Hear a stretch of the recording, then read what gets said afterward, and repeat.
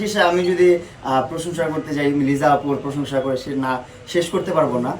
উনি আমার জন্য অনেক করেছেন অ্যান্ড অনেক বুলিংয়ের শিকার হয়েছেন। আমার সাথে একটা টিকটক করেও তাই উনি অনেক বুলিংয়ের শিকার হয়েছেন।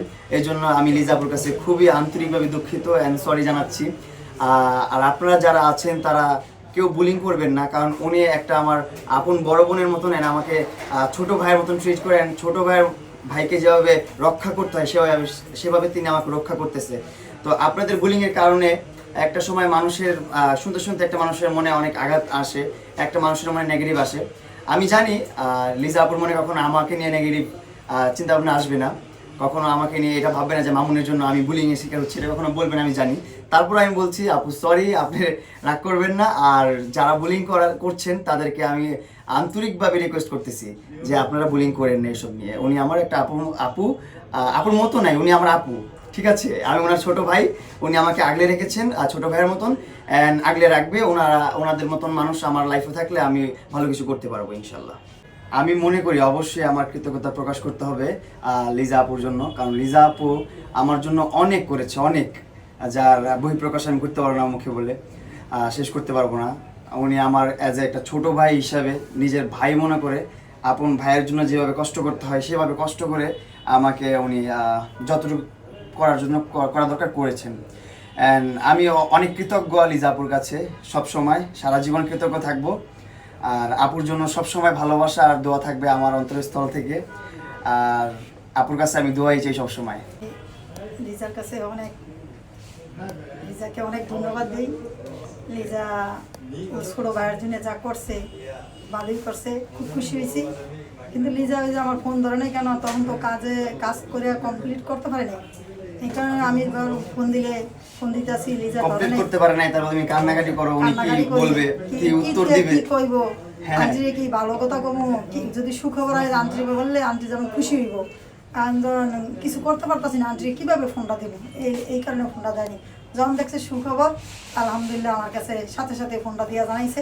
আমি খুব খুশি হয়েছি, লিজার প্রতি অনেক খুশি। আমি দোয়া করি লিজা যাতে বাচ্চা কাচ্চা নিয়ে, আমার নানিয়াকে নিয়ে খুব সুখে থাকে, শান্তিতে থাকে, ভালো থাকে, সুস্থ থাকে। ও ছোটো ভাইয়ের যা করছে আমি খুব খুশি হয়েছি। আমি দেখছি বেশিরভাগ মানুষই আমাকে অ্যাপ্রিসিয়েট করছেন অ্যান্ড আমার জন্য দোয়া করছেন, আমার ভালো চাচ্ছেন সবাই। আমি এটা দেখে খুবই অবাক হলাম, কারণ আগে যতগুলো মানুষ মজা নিত তার থেকে অর্ধেক মানুষই এখন আমাকে সাপোর্ট করে, বেশ অর্ধেক মানুষ। আর সব মানুষেরই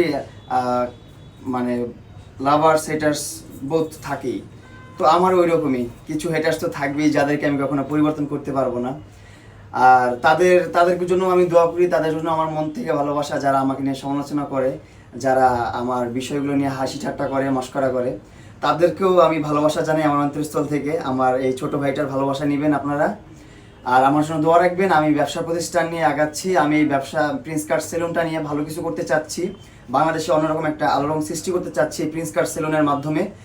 সো আপনারা যদি সাপোর্ট করেন আমি অবশ্যই সফল হব অ্যান্ড আমি ওই সফলতার শেষ চূড়ায় যাব আপনাদের ভালোবাসা আর সাপোর্ট নিয়ে।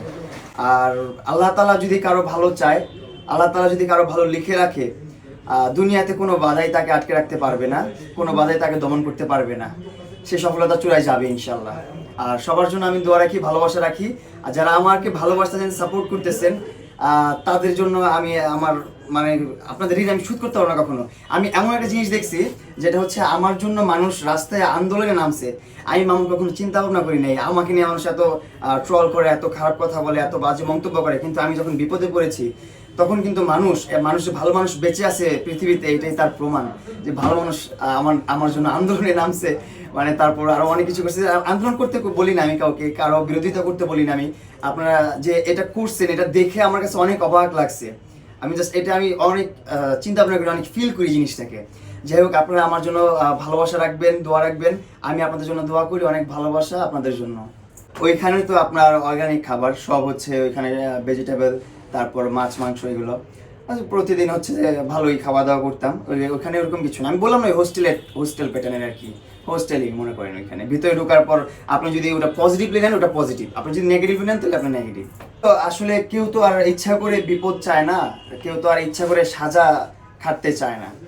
আমি যেমন সাথে থেকে সব পজিটিভ জিনিসগুলো বের করে নিয়ে আসছি, পজিটিভ থিঙ্কিংগুলো নিয়ে আসছি, পজিটিভ চিন্তাভাবনাগুলো খ্যাপন করছি, অনেকেও হয়তো বা আমার থেকে বিপরীত হয়, সেই নেগেটিভটা পিক করে, কখনো পজিটিভটা দিকে যাইতেই চায় না। অনেক মানুষ ডিসিপ্লিন মেনটেন করতে পারে না। তো আমি হচ্ছে যে আমি সব পরিবেশে নিজেকে মানিয়ে নিতে পারি অ্যান্ড সব পরিবেশেই থাকতে পারি আমি।